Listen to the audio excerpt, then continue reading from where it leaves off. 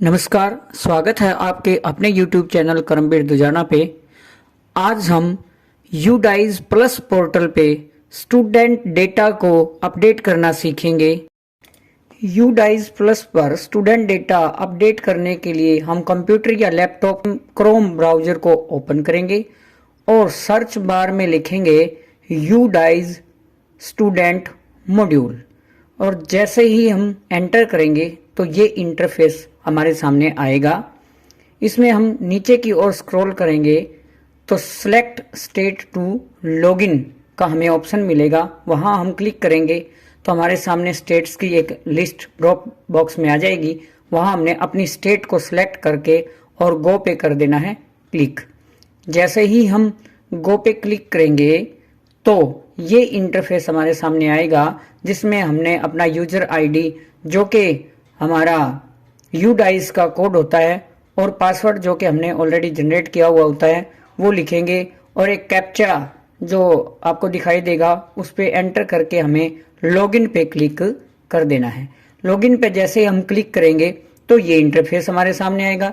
इसमें हमें academic year 2023-24 यानी करंट एकेडमिक जो ईयर है उस पे हमने क्लिक कर देना है। उस पे क्लिक करने के बाद ये पेज हमारे सामने आ जाएगा जिसमें आएगा स्कूल इंफॉर्मेशन, उसे हमने कर देना है क्लोज और उसको क्लोज करने के बाद ये इंटरफेस हमारे सामने आएगा जिसमें सबसे पहले जो ऑप्शन है वो है स्कूल डैशबोर्ड।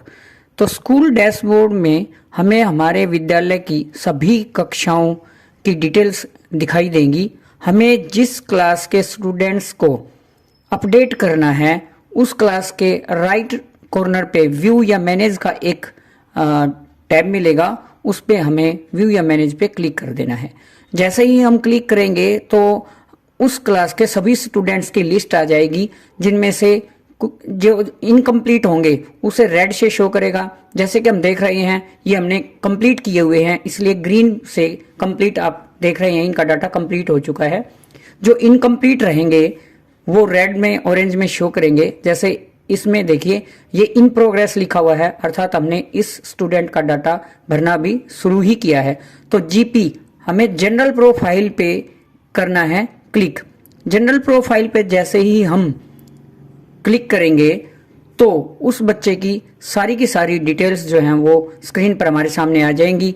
जैसे कि स्टूडेंट का name, class, section, academic year और एक PEN यानी परमानेंट एजुकेशन नंबर हमारे सामने आ जाएगा जैसे कि SRN में होता है। इसके बाद जनरल प्रोफाइल में बच्चे का नाम, gender, date of birth, SRN, mother name, father name, Aadhaar, name of student as per Aadhaar card की डिटेल्स हमें दिखाई देंगी। उसमें से कुछ आपको ब्लॉक मिलेंगे जिसमें हम एडिट नहीं कर पाएंगे। नेक्स्ट में हमारा आएगा कॉन्टैक्ट डिटेल, इन्हें आप एडिट कर सकते हैं। अगर ये प्री फील्ड ना हो तो इन सभी कॉलम्स को आप एंटर कर देंगे। पिन कोड, मोबाइल नंबर जैसे ही एंटर करेंगे तो इसके बाद नेक्स्ट आएगा हमारा एडिशनल डिटेल्स। ये लगभग MIS से डाटा उठाया हुआ है तो ये आपको फील्ड मिलेगा। यदि इसमें आपको कुछ लगता है कि एडिट करना है तो आप एडिट कर सकते हैं। इसको एडिट करने के बाद नेक्स्ट में लास्ट में एक कॉलम आएगा आपके पास ब्लड ग्रुप। जैसे ही आप इस पे टैप क्लिक करेंगे तो आपके सामने ब्लड ग्रुप के कुछ ऑप्शंस आ जाएंगे। यदि आपको पता है बच्चे का ब्लड ग्रुप तो आप सिलेक्ट कर under investigation result will be updated soon को भी सिलेक्ट कर सकते हो और इसको सिलेक्ट करने के बाद आप अपडेट पे करेंगे क्लिक और अपडेट पे क्लिक करने के बाद राइट में नेक्स्ट पर करेंगे, फिर से क्लिक और एनरोलमेंट डिटेल्स बच्चे की हमारे सामने आ जाएंगी। तो 4.2.1 में हमें यहाँ पर बच्चे का एडमिशन नंबर प्रेजेंट स्कूल का जो है वो एंटर करना है और 4.2.2 में एडमिशन की डेट, हमारे विद्यालय में जो एडमिशन की डेट बच्चे की है हमें वो एंटर करनी है। फिर क्लास का, करंट क्लास का जो रोल नंबर है वो भरना है। ये मीडियम है, मीडियम ऑफ इंस्ट्रक्शन इंग्लिश या हिंदी जो भी आप भरना चाहें। एकेडमिक स्ट्रीम, जो बच्चे +1 या 2 के हैं, वो आर्ट साइंस कॉमर्स जिस स्ट्रीम के हैं हमें वो सिलेक्ट करना है। इसमें भी आपको कुछ प्री फील्ड ब्लॉक फील्ड मिलेंगे जिन्हें हम एडिट नहीं कर पाएंगे, और ये डाटा फिल करने के बाद हम सेव पर क्लिक करेंगे और उसके बाद फिर नेक्स्ट पे क्लिक करेंगे। नेक्स्ट पे क्लिक करने के बाद हमारे सामने ये पेज ओपन होगा। इस पेज में बच्चे की डिटेल आएंगी। 4.3.1 में पूछा बच्चे ने क्या क्या फ्री फैकल्टीज जो हैं अवेल की हैं, इसे हम यस करके जो भी फैकल्टी बच्चे ने फैसिलिटीज यूज करी है, जैसे फ्री बाइसिकल मिली हो, फ्री टैबलेट या कंप्यूटर मिला हो, या फ्री टेक्स्ट बुक मिली हो, जैसे 1 to 8 को फ्री टेक्स्ट बुक मिलती हैं, 9 to 12 को टैबलेट वगैरह मिले हैं, फ्री बाइसिकल भी मिलते हैं, उन पे हम करेंगे टिक। उन पे टिक करने के बाद 4.3.1 में स्कॉलरशिप का कॉलम है। यदि सेंट्रल स्कॉलरशिप बच्चे ने कोई पाई है पिछले एकेडमिक ईयर में तो यस, नहीं तो नो। स्टेट स्कॉलरशिप है तो यस, नहीं तो नो। अदर स्कॉलरशिप में भी हम नो करेंगे। इसके बाद 4.3.2 जो है वो ऑलरेडी ब्लॉक मिलेगा आपको, क्योंकि वो प्री फील्ड ऑप्शंस हैं सारे के सारे। 4.3.3 में कुछ स्पेसिफिक डिसेबिलिटीज हैं। अगर बच्चे में आपको लगता है कि ऐसी कोई डिसेबिलिटी है तो ही इसे यस करें, नहीं तो इसको कर देना है नो।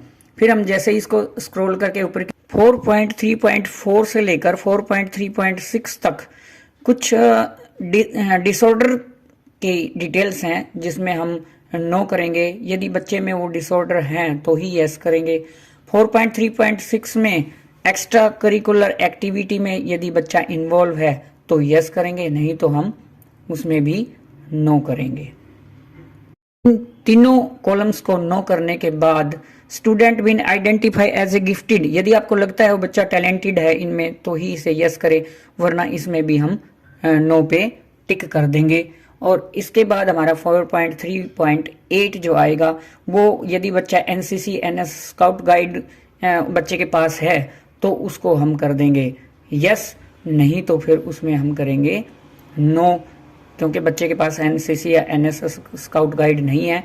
उसके पास है तो ही हम इसे यस करेंगे, नहीं तो हम नो पे टिक कर देंगे। अब बच्चा capable for handling digital device, यदि बच्चा लैपटॉप कंप्यूटर डेस्कटॉप चला सकता है विद इंटरनेट तो हम इस कॉलम में यस कर देंगे। अगर बच्चा उसके लिए कैपेबल नहीं है तो हम उसमें नो करेंगे। और फिर 4.3.10 में हम स्टूडेंट की जो हाइट है वो सेंटीमीटर में, ध्यान रहे सेंटीमीटर में हमें एंटर करना है, और उसके बाद स्टूडेंट का वेट जो है वो किलोग्राम में एंटर करना है और सेव पे कर देना है क्लिक। जैसे ही सेव पे करेंगे फिर उसके बाद हमें नेक्स्ट पे क्लिक करना है। नेक्स्ट पे क्लिक करने के बाद जितनी भी डिटेल्स हमारे द्वारा अपडेट की गई हैं वो सभी डिटेल्स शो हो जाएंगी। आप एक बार फिर से वेरीफाई कर सकते हैं। यदि आपको लगता है चेंजेस की जरूरत है तो आप